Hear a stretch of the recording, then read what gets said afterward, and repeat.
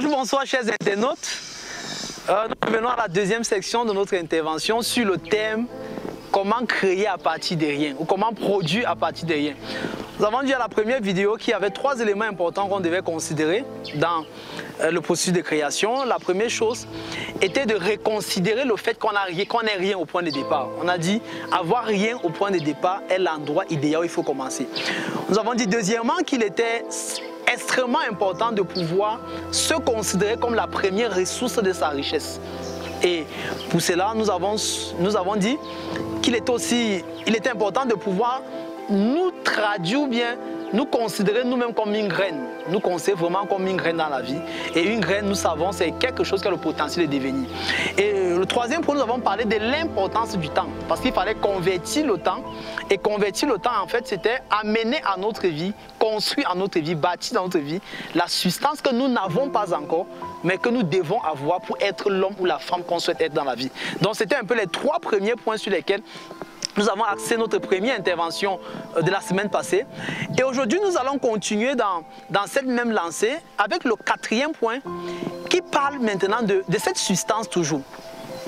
Une fois que tu as pu construire, tu as pu bâtir, tu as pu établir cette substance en toi, ce que cette substance fait à son tour, c'est qu'elle commence à générer des idées dans ton esprit. C'est-à-dire qu'elle commence à pondre des idées dans ton esprit. C'est comme si cette substance accouchait des idées dans ton esprit. Et tu te sens maintenant capable de pouvoir te lancer dans X projet, dans Y projet. Ce n'est pas quelqu'un qui t'encourage à l'extérieur. C'est ce que je veux dire en fait. C'est que tu sens en toi le dépôt nécessaire pour le faire. Et les idées commencent à gravir, des idées commencent à gravir, des idées commencent à naître, des idées commencent à naître. Et plus les idées naissent, plus tu te rends compte que tu es dans une atmosphère où tout est possible dorénavant. Tu te rends compte que tu es dans une atmosphère où c'est possible de vivre la vie que tu avais souhaité vivre. C'est possible de mettre ce produit sur le marché. C'est possible de mettre ce service sur le marché. Il y a une confidence, il y a une confiance, il y a une assurance qui émane naturellement de toi. Il y a quelque chose qui jaillit à l'intérieur de toi et qui te donne cette assurance, cette certitude que les choses doivent marcher, les choses peuvent marcher. Ton esprit est éveillé, ton esprit est ouvert, les idées naissent. Et lorsque les idées naissent, on ne s'arrête pas au 4e point. On continue au 5e point. Parce que pour que des idées s'établissent dans ton esprit, il faudrait au 5e point que ces idées deviennent des images en toi. Parce que lorsque ces idées, c'est encore bon, il y a trop d'idées et chaque personne pond des idées, des milliers d'idées tous les jours dans son esprit. Mais il faudrait que ces idées grandissent au point de devenir des images. C'est-à-dire que tu sois capable d'entrer dans ce que j'appelle le rêve en couleur. C'est-à-dire que tu vois des choses de façon claire, c'est en couleur. Tout est clair, que tu peux dorénavant faire tes choses. Tu vois ce projet architectural, tu vois ce projet entrepreneurial, tu vois le service, tu vois le produit dans lequel tu veux te lancer. Tout devient clair, tout devient évident. C'est-à-dire que tu peux, je veux te dire en fait, tu peux prendre un pinceau et décrire et mettre sur un papier en couleur ce que tu veux réellement faire dorénavant. C'est-à-dire que tu apportes une image à l'idée. C'est-à-dire que l'idée a tellement grandi qu'elle est devenue une image. Et lorsque cette image est collée à ton esprit, ou bien collée à ton âme, tu entres maintenant dans la 6e phase, qui est la phase maintenant du travail physique. Ça veut dire quoi? Ça signifie que nous avons fini avec la substance, nous avons développé la substance qu'il faut en nous, nous sommes chargés, nous sommes remplis de l'intérieur. Et cette substance que nous sommes chargés à générer des idées en nous. Et ces idées maintenant doivent être traduites en des images claires. C'est-à-dire nous devons être capables de pouvoir peindre réellement ce que nous voulons maintenant mettre sur le marché ou bien nous voulons mettre sur pied. Ça doit être véritablement clair, ça doit être limpide. Et une fois donc que c'est limpide, c'est en ce moment que nous entrons maintenant dans le 6e point qui est l'engagement ou le travail. Ça veut dire quoi en fait? Ça veut dire, c'est en ce moment que tu entres dans le travail physique. C'est en ce moment que tu deviens un drogué dans l'expression physique de ce que tu dois faire maintenant concrètement pour que tout ce qui est en toi devienne une expression visible sur la terre. Vous savez, le travail est le convertisseur du potentiel en espoir. le travail est le convertisseur du potentiel en espoir.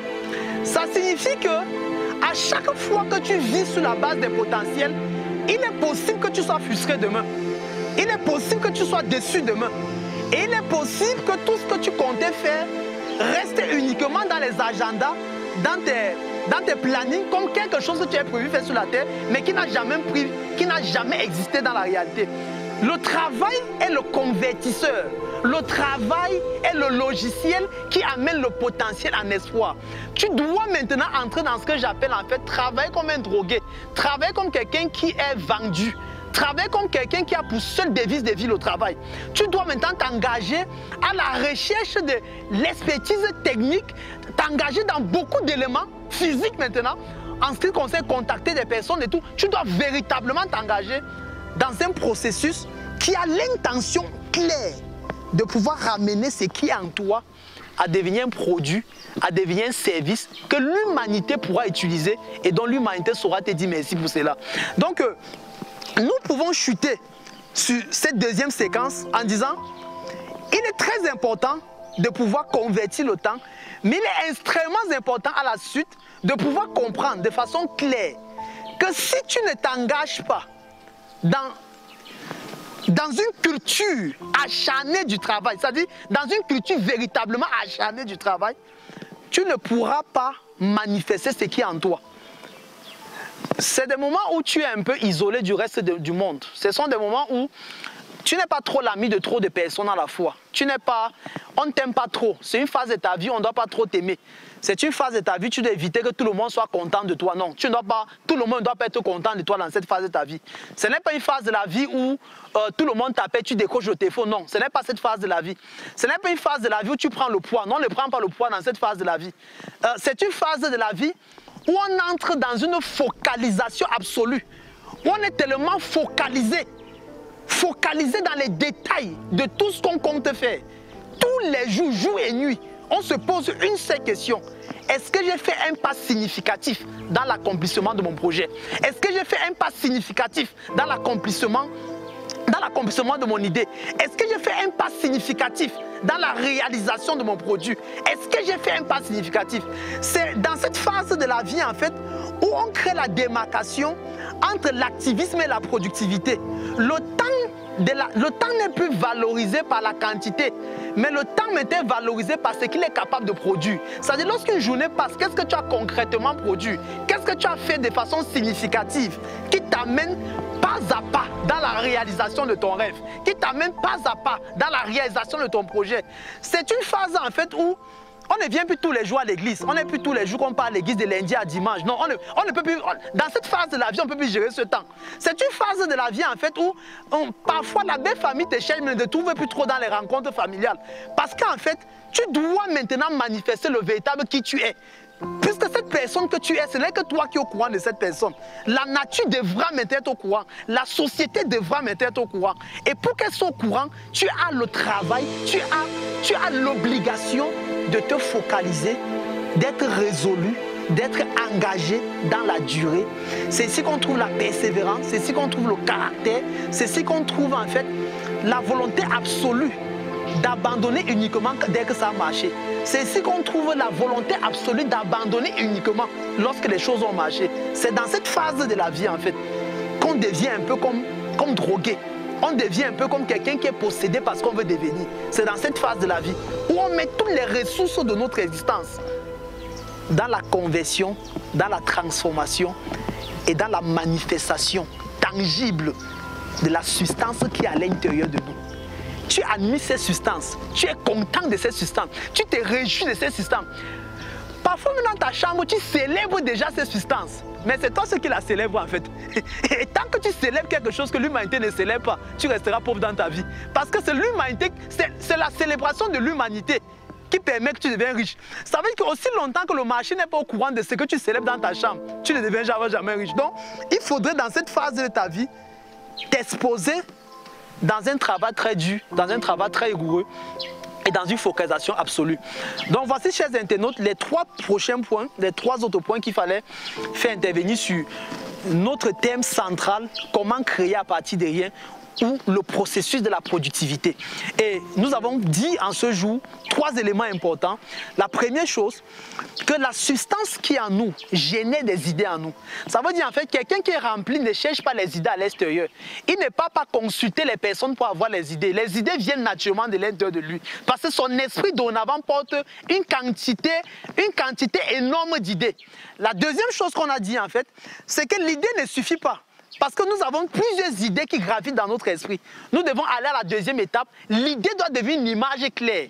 Je dois être à même de dessiner. Je dois être à même de faire une description en couleur de ce que je veux créer, de ce que je veux produire. Et la troisième chose, on a dit, c'est de devenir en fait un drogué du travail.